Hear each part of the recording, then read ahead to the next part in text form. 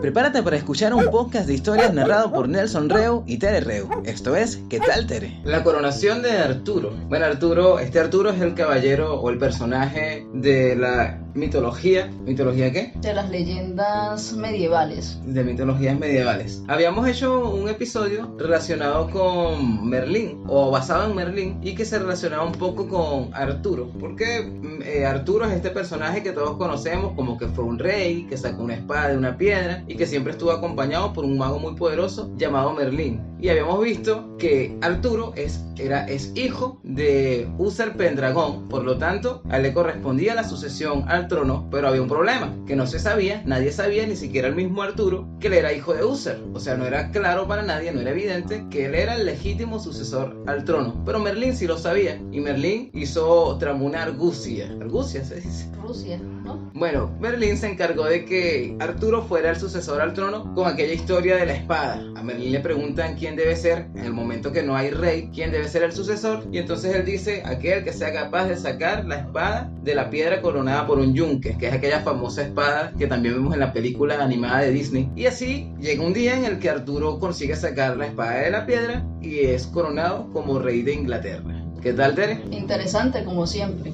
Pero lo que poco se sabe del rey Arturo es sobre su origen, cómo nació, de dónde proviene y toda esta historia anterior a Arturo.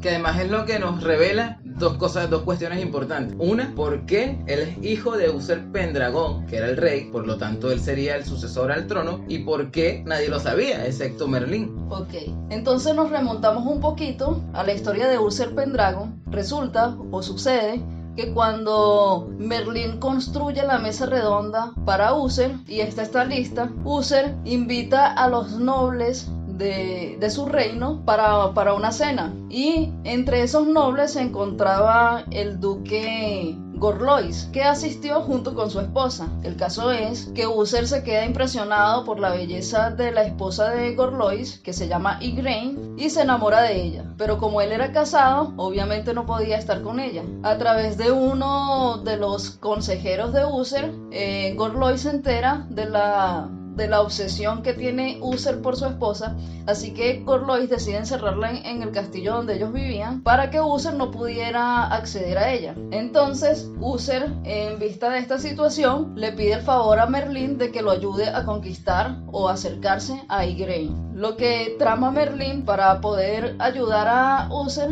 es que provoca un enfrentamiento entre Gorlois y Uther. Y dicho enfrentamiento, Uther realmente no asistió. Cuando Gorlois estaba preparando sus tropas, esa noche que Gorlois estaba preparando sus tropas, Merlín lo que hace es que ayuda a través de un hechizo a que Uther tome la apariencia física de Gorlois para que pueda ir a visitar a Ingrid sin levantar ningún tipo de sospechas. Así ocurre, incluso Merlín y otro compañero o otro hombre de Uther también toman apariencias de los caballeros de Gorlois y acompañan a Uther al castillo. Igraine y por supuesto toda la guardia lo dejan entrar. Ella cree que es su esposo, que ha regresado, y esa noche está con Uther.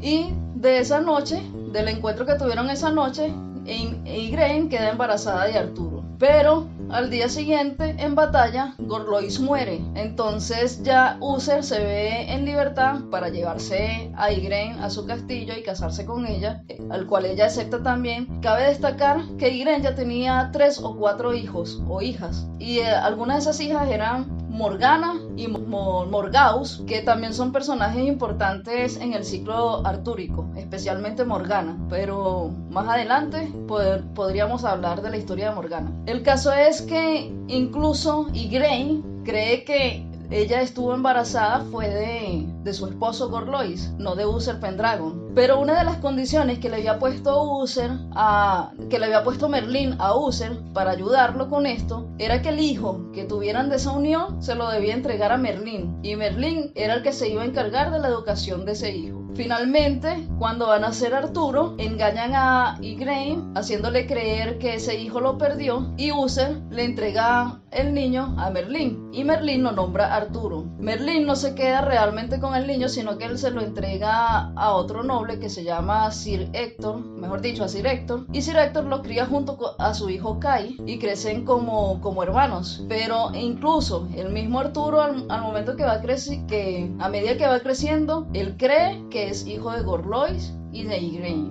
pero para nada tiene conocimiento de que es hijo de Uther. Y por lo tanto, Arturo es el sucesor al trono. Hay una película, o la película animada, de animación de Disney, Héctor cría a Arturo y a Kay, pero en la película se ve que Arturo es como una especie de sirviente. Tal vez por esto de Disney le gustaba o venían de hacer estas películas tipo Cenicienta, donde el hijastro era como que el que se encargaba de esas tareas chimbas que nadie quería hacer, o que no eran de propias de un caballero, sino que eran como de la gente que trabaja en el servicio en la casa. Y aquí no, aquí en esta historia se ve que Sir Ector crió a Arturo como un hijo más, como a su propio hijo Kay.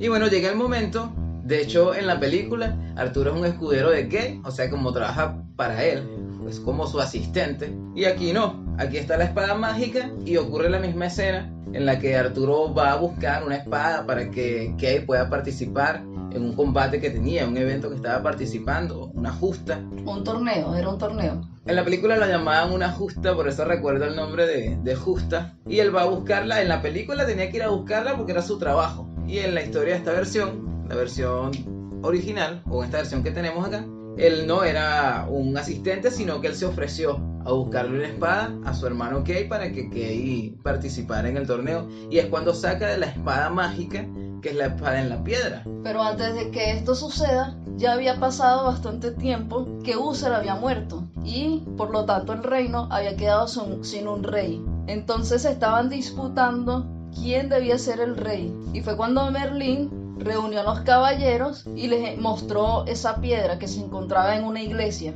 Y en la misma espada estaba inscrito que el que fuera capaz de sacar la espada de la piedra se convertiría en el rey de Inglaterra. Cuando sucede este torneo es porque anualmente el rey organizaba este tipo de torneos donde varios caballeros podían participar y había un ganador y todo eso. Y bueno, Kay iba a participar en él, era su primera vez y cuando llegó se dio cuenta que se le había olvidado de la espada. Entonces es cuando Arturo se ofrece a buscar la espada y termina agarrando la espada de la piedra. Aquí hay algo que yo veo interesante. Sabes que todas las historias son un reflejo de la sociedad y por eso las historias se van adaptando. O sea, hay mucha gente que cuando ve una historia dice, no, esta no es la versión que me arruinaron mi infancia, la historia no era así.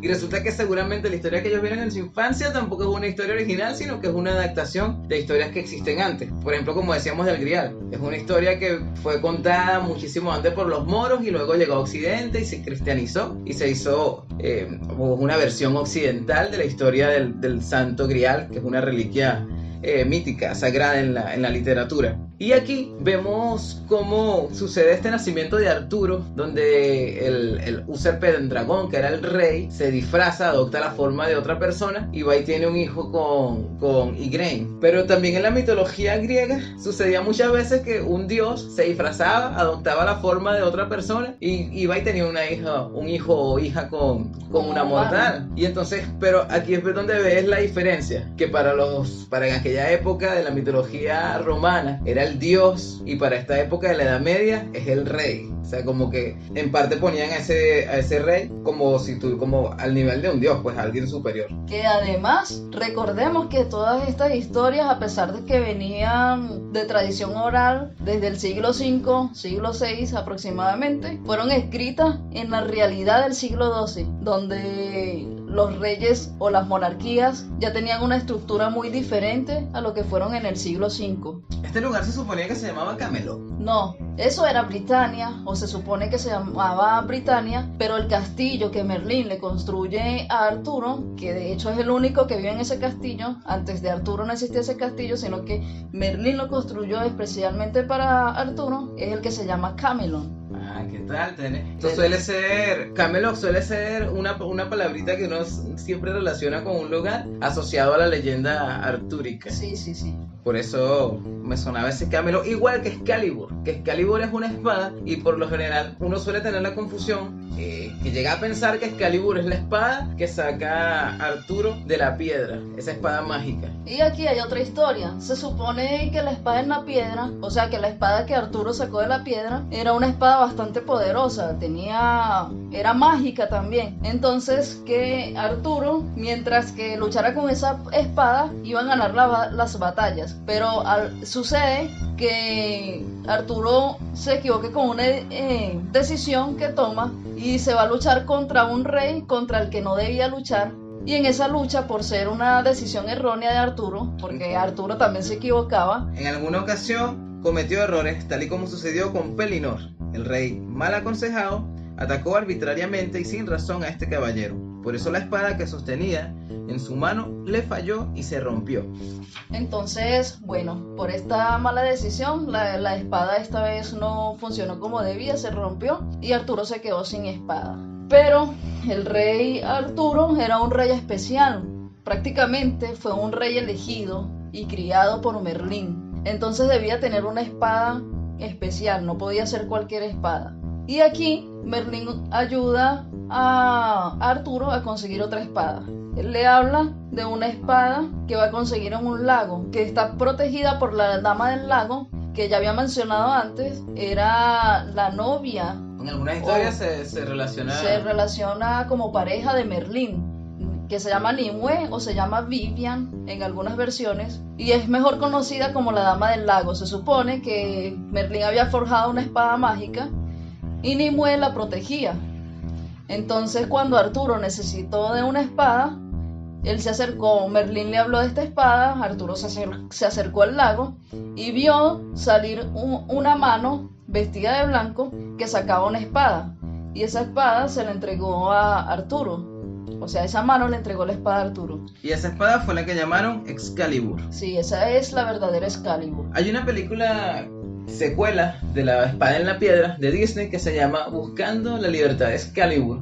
Pero yo como no recuerdo de esa película, no recuerdo nada más recuerdo el título. Yo me imaginaba que era Excalibur como un lugar y que lo iban a liberar. Yo también. Y no sé si en algún momento en esa película se hicieron referencia a que Excalibur era una espada distinta a la espada que Arturo sacó del yunque en la piedra. No, yo tampoco tengo ese recuerdo, tocaría revisar la película. Bueno, luego de esto se dice que Arturo siguió su reinado, como en la siguiente fase, ahora con esta espada Excalibur, y que además parece que libró varias batallas, marchó a luchar en varias batallas, y hay un acontecimiento de un rey de Escocia que se llama Leo de Grounds, que estaba amenazado por su hermano que se llama Rians, que era rey de Irlanda. O sea, el rey de Escocia estaba amenazado por su hermano, rey de Irlanda, y Arturo lo ayuda a él. Porque este rey, Rians, era un rey cruel que lo que estaba haciendo era una manta. Se había propuesto hacerse una manta con las barbas de los reyes. Por eso amenazaba al rey a su propio hermano, rey de Escocia. O sea, era un personaje cruel. Y Arturo lo ayuda a derrotarlo. Y además, el rey de Escocia tenía una hija. O sea, el rey al cual Arturo ayudó. El encuentro que siguió, Arturo empuñó su espada tan valientemente, esta espada ahora sí, Excalibur, que no solo dio muerte al cruel rey Rians, sino que también le produjo o le permitió que se apropiara del manto y se lo llevó como trofeo de su victoria. Recordemos que este manto era el manto que el rey se estaba haciendo, el rey cruel, con las barbas de todos los reyes. Con las barbas de todos los reyes. Y luego Arturo se casa con la hija del rey de Escocia, que se llama Genoveva. Sí, bueno, en cuanto a ese nombre, o mejor dicho, con los nombres de los personajes del ciclo artúrico, podemos encontrar diferentes formas de escribirlo, diferentes formas de pronunciarlo.